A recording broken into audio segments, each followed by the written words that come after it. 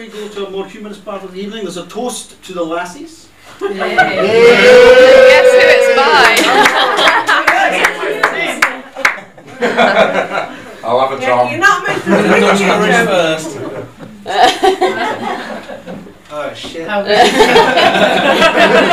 all seen the nice idea before. Can I just say, like, everyone knows that the formalities, there will be a response from Miss Lockley. It's something that happened earlier on. Hey, look, this is off the cuff, isn't it? Which I thought was quite worth reporting, really, quite kind of symptomatic of the taste of the lasses. Which was sitting down next to Miss Lockley here. Let's have a look at yours. I gave it to her as one that I'll show you my proviso, which was firmly thrust back at me after she read mine. So you're not seeing mine. So a brief lesson there, laddies. Do not show yours unless you are guaranteed a showing of theirs. Otherwise you'll leave empty-handed on one.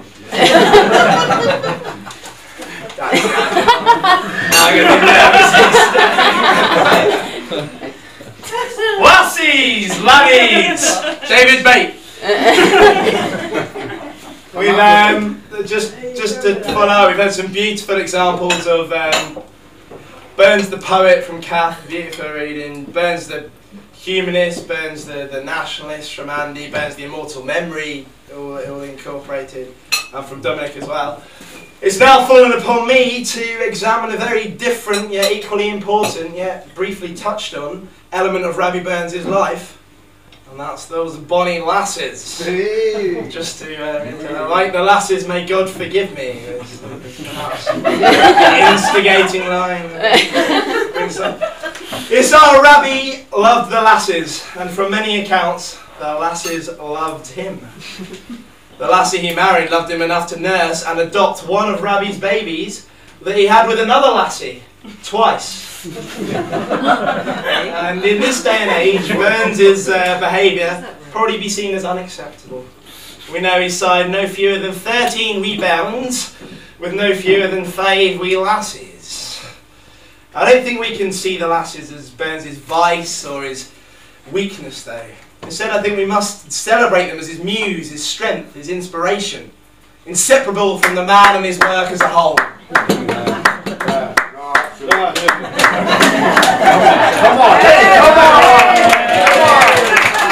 The more you clap, the more I get to drink, the funnier.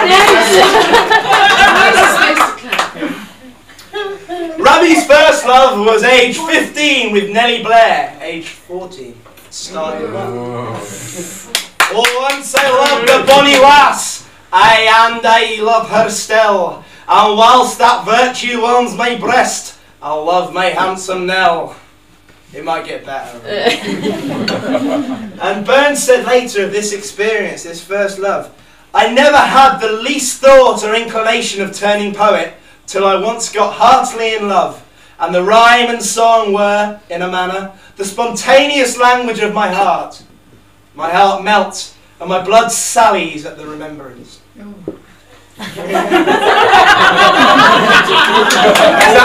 some blood sallying.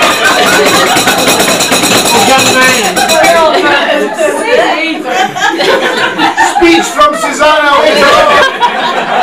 The Sally-blooded Susanna. So, laddies and lasses. Were it not for Nellie Blair, we may not be sat here tonight celebrating the life of this great man.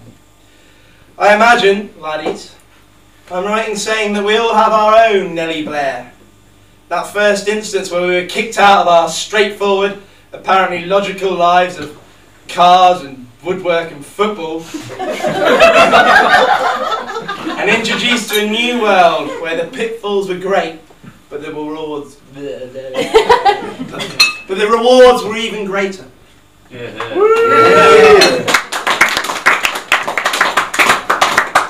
After Nellie, Rabbie started to really get stuck in, entangling himself, regardless of a lassie's prior engagement. His own wife, pretty much nothing would stop him chancing his arm on old Burnsy. I mean, your man had some pretty smooth moves up his sleeve, something that any kind of aspiring romantic can look towards. Take his trip to the borders in May 1787, with wife for 2 years, remember that, where he visited his friends, the Ainsleys. They took a walk on Saturday, went to church on a Sunday, pretty nice little civil weekend. When they were in church, the minister embarked upon a pious, heavy denunciation of obstinate sinners, fornicators included. Did Rabbi sit, take stock of the minister's word, vowed to change his ways? Of course not. Burns saw a fantastic opportunity to crack on to Miss Ainsley. On seeing her anxiously searching her Bible to follow the minister's scolding, Rabbi took the holy book off her and scribbled on the inside cover, "Fair maid, you need not take the hint, nor idle text pursue. 'Twas guilty sinners that he meant, not angels such as you." Hey, come on, you gotta give me that. Even the cold-hearted ladies, you gotta let old Burnsy off there. He's a smooth operator. Especially when you regard today's equivalent. Now, I got a new phone a few months ago, and it seems like my new phone number is like 1 digit away from this girl called Lucy. And I've sort of, bit by bit over the last few months, kind of become part of Lucy's life.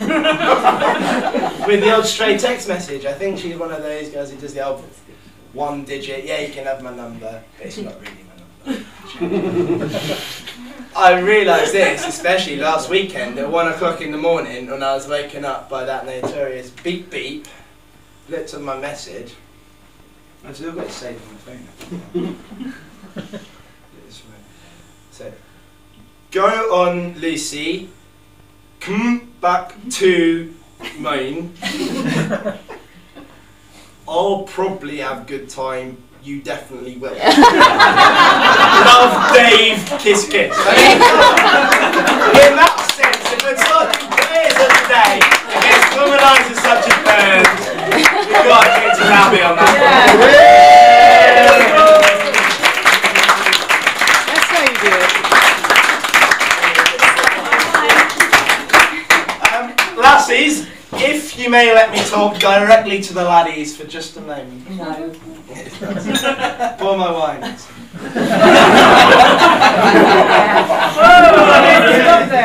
Ah, sweet lassie. I'll write a poem. Laddies! Yes, sir. The beauty of the whole thing is that we are a stranger breed to them as they are to us. The differences between us that are too often dwelt upon are those superficial negatives, such as space and distance, perception, coordination, and conventional logic. How about those differences we take for granted? I'm sure we can all think of at least one lassie in our life, be it our friend, mother, lover, who has shown us patience, kindness, gentility, the likes of which we may not have afforded them in a similar situation. I'm sure we can all think of a time that getting out of bed in the morning has seemed worth it because of a lassie. That's metaphorically, not just because you left a nasty one in the deep.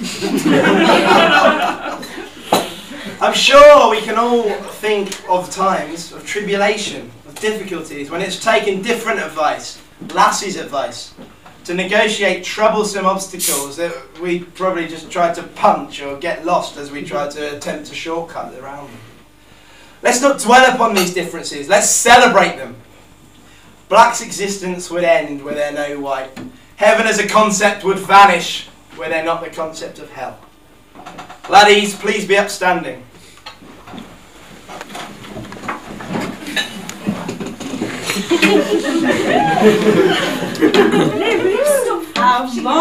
All nature swears the lovely dears, her noblest work she classes. Her patient hand she tried on man, and then she made the lasses. To the lasses! To the lasses!